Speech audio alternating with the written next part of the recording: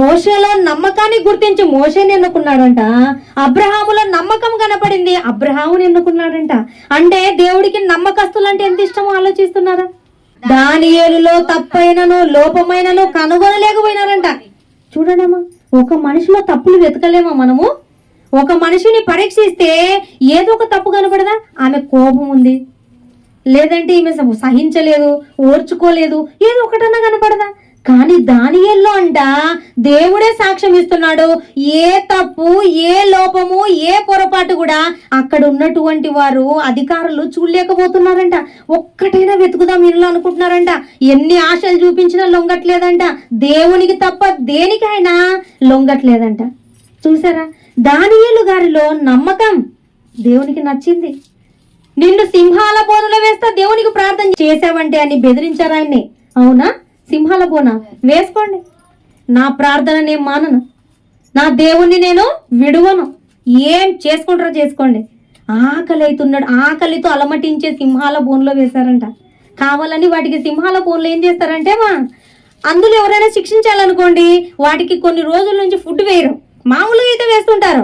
ఎప్పుడైతే ఒక మనిషిని అందులోకి వెయ్యాలి శిక్షించడానికి అనుకున్నప్పుడు వాటిని పస్తు ఉంచుతారు. ఎందుకని? వేసిన వెంటనే తినేయాలని ఆ మనిషిని. అట్లాంటి ఆకలితో అలమటిస్తున్న సింహాల బోనులో దానియేలుని వేసినారంట. ప్రార్థన చేయొద్దంటే చేస్తావా? సింహాల బోనులో వేశారంట. ఆకలితో ఉన్న సింహాలంట మన ఇంట్లో పిల్లులు కుక్కలు పెంచుకుంటే ఎలా మన పక్కలోకి వచ్చి కూర్చుంటాయో దానియేలు గారి పక్కలో అలా కూర్చున్నాయంట. ఎంత నమ్మకమైన దేవుడు! ఎవరి ఆధీనంలో ఉన్నాయమ్మా? ఎంత ఆకలైతున్న సింహాలైనా అవన్నీ దేవుని ఆధీనంలో ఉన్నాయి. దేవుడు ఆజ్ఞయకుండా చీమ కూడా పుట్టదంట. అట్లాంటిది సింహాలు ఏం చేస్తాయేమో? చీమనే అంత చిన్న బుర్ర ఉన్నటువంటిది అతిక్రమించదంట దేవుని మాట. అట్లాంటిది సింహాలు ఆకలైతున్నా తట్టుకున్నాయంట. అవి కళ్ళెదుట బిర్యానీ ఉండి మనకు ఆకలైతే ఏం చేస్తామమ్మా? ఆగేదేలే కదా. అది మళ్ళా చూసుకుందాం, తర్వాత ఆజ్ఞలని మళ్ళా చూసుకుందాం. కానీ సింహాలు చూసారా, నోరు లేని జీవులు కదమ్మా. ఎంత ఆకలి అవుతుంటే అందుకేనంట సృష్టి దేవుని మాటను అతిక్రమించదంట.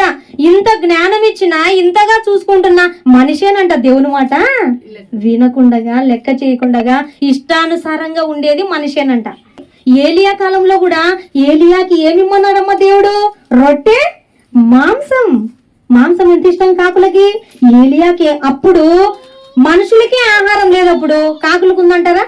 తినేయచ్చు కదా. మధ్యలో దేవుడు ఇచ్చి పంపించినంత మాత్రాన ఏలియాకి ఇమ్మని తినేయచ్చు కదా. తినవు.